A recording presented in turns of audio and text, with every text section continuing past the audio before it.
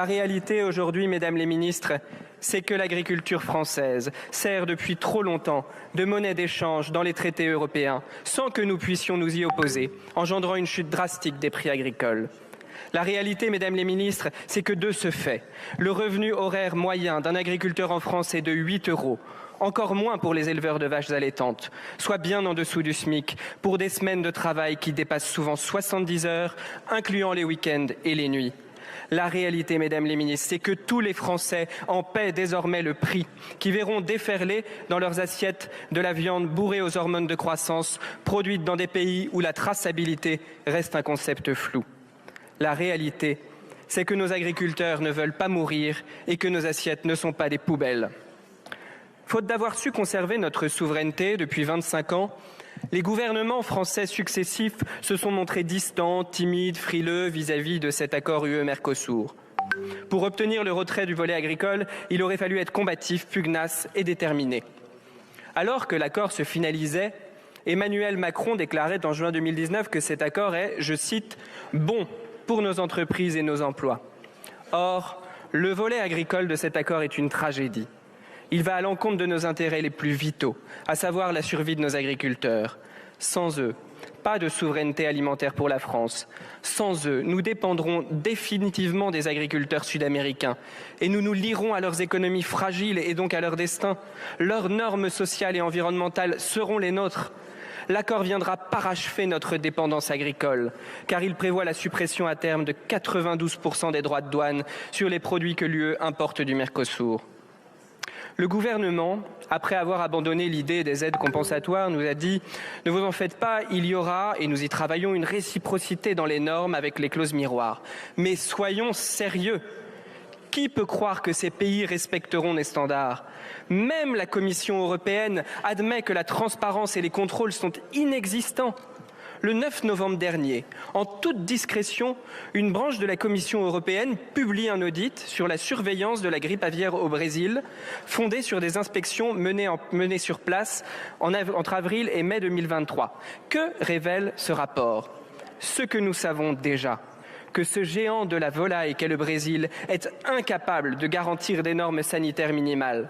D'après un autre rapport adressé au Premier ministre en 2020, seul l'Uruguay, sur les 5 pays du traité, peut assurer un traçage efficace de la viande qu'il exporte, de la naissance à l'abattage.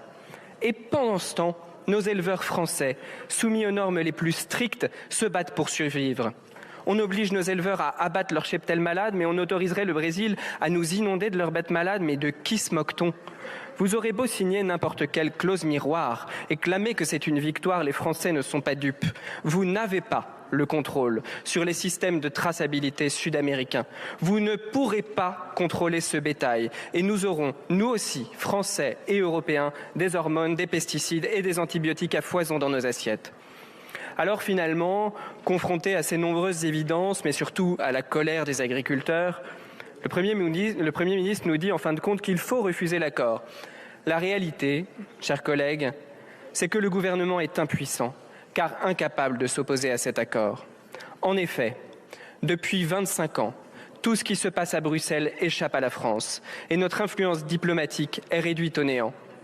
Madame la ministre, l'Allemagne, qui a la main mise sur la Commission européenne, vous impose cet accord. Et vous n'avez aucune marge de manœuvre pour le refuser, car vous êtes isolés.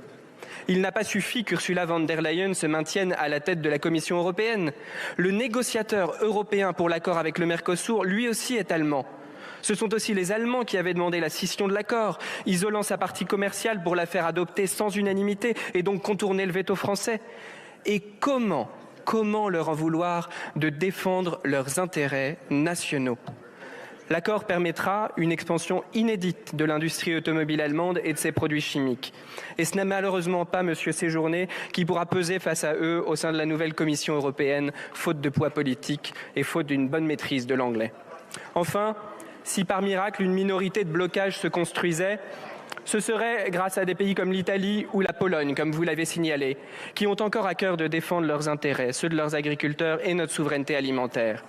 Chers collègues, si cet accord est bien le symbole de la débâcle française à Bruxelles, il n'est que la pointe de l'iceberg. Qu'il s'agisse des accords de libre-échange, de notre contribution budgétaire outrancière ou des enjeux énergétiques et du nucléaire.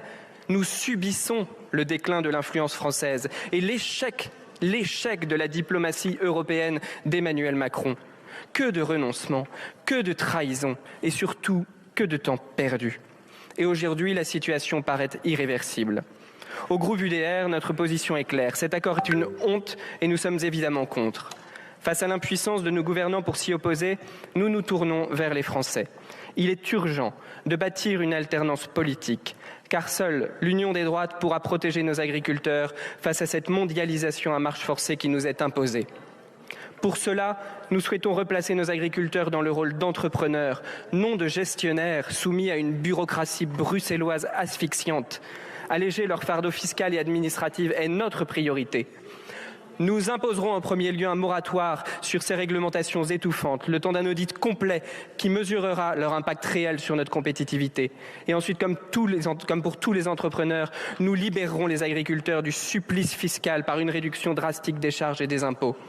Nous fusionnerons et rationaliserons aussi les multiples agences qui étouffent la moindre initiative. Alors que notre nombre d'agriculteurs a chuté dramatiquement de 66% entre 1980 et 2024, passant de 1,2 million à 400 000, le nombre de fonctionnaires du ministère a doublé dans le même temps. Qui y voit aujourd'hui plus d'efficacité ? À l'échelle internationale, le marché français ne doit pas être un terrain ouvert aux importations de produits agricoles ne respectant pas nos standards. Si le libre-échange peut être une richesse, car il pousse chaque acteur à se dépasser, il ne l'est qu'à la condition d'une concurrence loyale et saine. Chers collègues, la souveraineté nationale est inaliénable et imprescriptible. La souveraineté alimentaire en est une des composantes les plus précieuses. Madame la ministre, il est des débats qui marquent l'histoire. À coup sûr, si dans 10 jours ce traité est adopté, il restera le symbole ironique de notre souveraineté nationale bradée. Si vous le vouliez vraiment, vous auriez des leviers de négociation. Pour une fois, entendez notre proposition. Il est impératif de baisser notre contribution budgétaire à l'Union européenne pour l'année 2025 pour inverser le rapport de force. Il est grand temps de rétablir notre autorité à Bruxelles et la place de premier rang que la France occupait dans le monde. Je vous remercie.